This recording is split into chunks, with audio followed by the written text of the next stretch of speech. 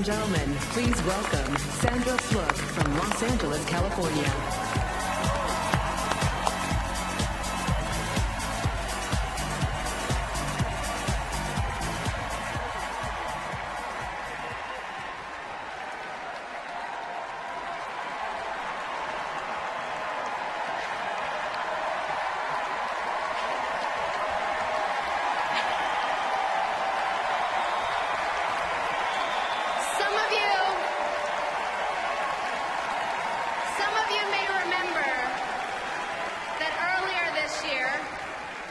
Republicans shut me out of a hearing on contraception.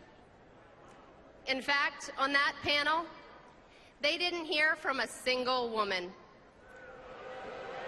even though they were debating an issue that affects nearly every woman. Because it happened in Congress, people noticed. But it happens all the time. Too many women are shut out and silenced. So while I'm honored to be standing at this podium, it easily could have been any one of you. I'm here because I spoke out. And this November, each of us must speak out. During this campaign, we've heard about two profoundly different futures that could await women in this country, and how one of those futures looks like an offensive, obsolete relic of our past. Warnings of that future are not distractions. They are not imagined. That future could become real.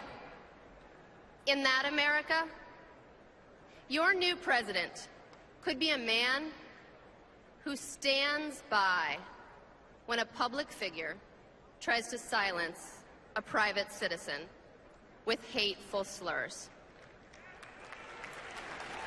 A man who won't stand up to those slurs or to any of the extreme, bigoted voices in his own party.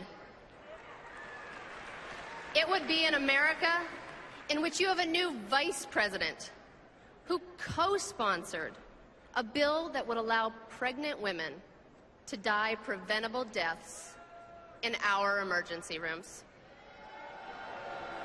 An America in which states humiliate women by forcing us to endure invasive ultrasounds that we don't want, and our doctors say that we don't need.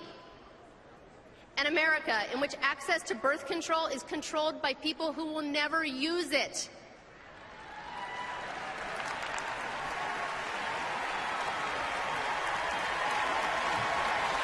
An America in which politicians redefine rape and victims are victimized all over again. In which someone decides which domestic violence victims deserve access to services and which don't. We know what this America would look like. And in a few short months, that's the America that we could be. But that's not the America that we should be, and it's not who we are.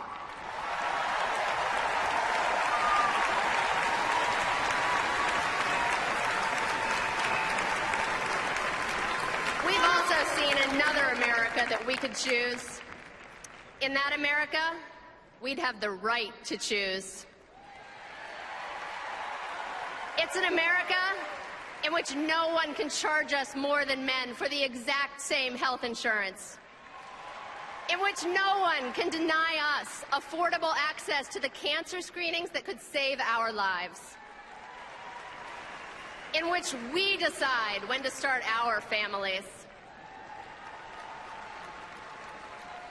An America in which our president, when he hears that a young woman has been verbally attacked, thinks of his daughters, not his delegates or his donors.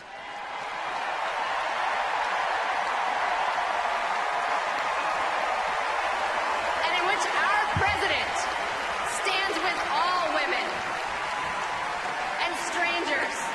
come together and reach out and lift her up. And then, instead of trying to silence her, you invite me here.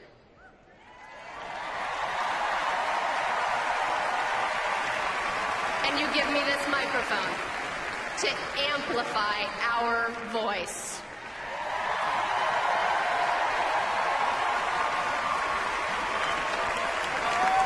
That's the difference.